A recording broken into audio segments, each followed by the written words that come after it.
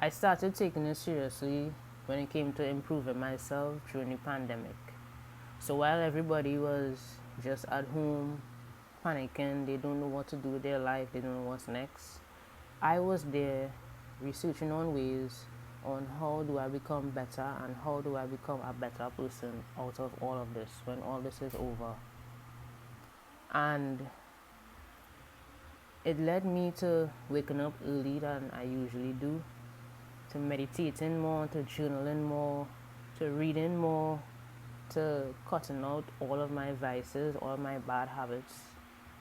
And I remember I was doing great. I was feeling good. I was feeling like I was on top of the world. I was feeling unstoppable. But then one day, I just felt like I was crashing. And then one day, I actually crashed. And at that time, I couldn't find the reason why. All I knew is that I was really, really hard on myself. And then I got back up and I tried again, and I started feeling the same feelings of feeling good, feeling great, feeling like I'm on top of the world, feeling unstoppable. But then I crashed again. And it took me a while to realize why it was happening.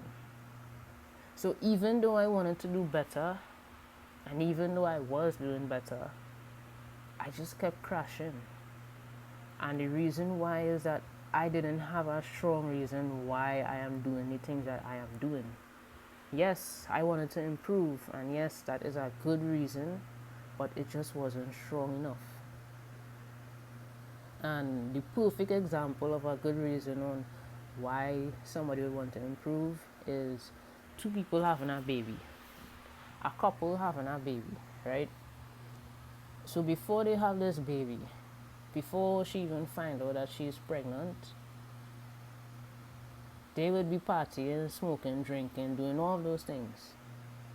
But then one day she found out that she's pregnant. And then 9 months later, the baby is here, and they don't even want to party, drink, smoke. They don't want to do none of those things anymore because they want to do better, because they have a baby now. The baby is here, and the baby is the reason why. They want their child to grow up, to have a better life than they did. So they are doing everything in their power to be good for themselves and for the baby. And that is a strong reason why they are doing what they are doing.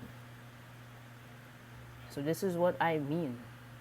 This is what I mean when I say that you have to have a strong why.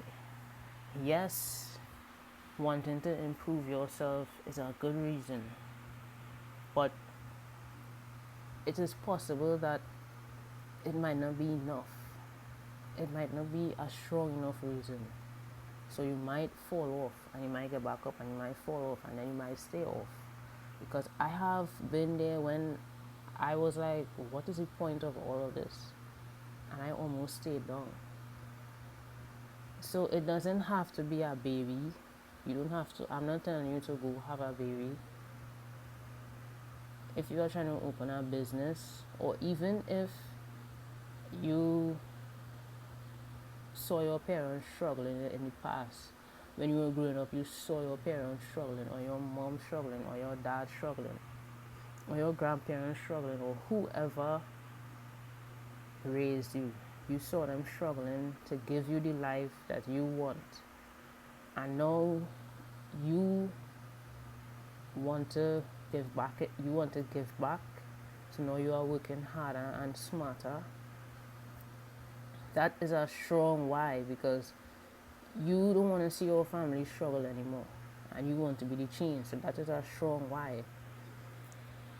So all I'm saying is, improving yourself is a good reason, but finding a stronger why, a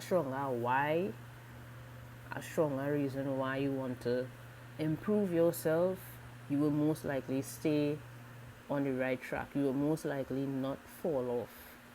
You will most likely keep going.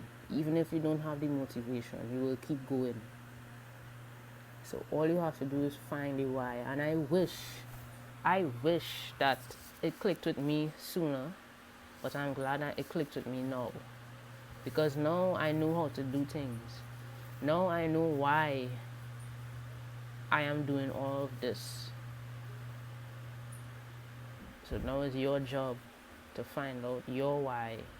And then when you find out your why, you keep pushing and pushing until you reach where you want to reach, until you succeed in life.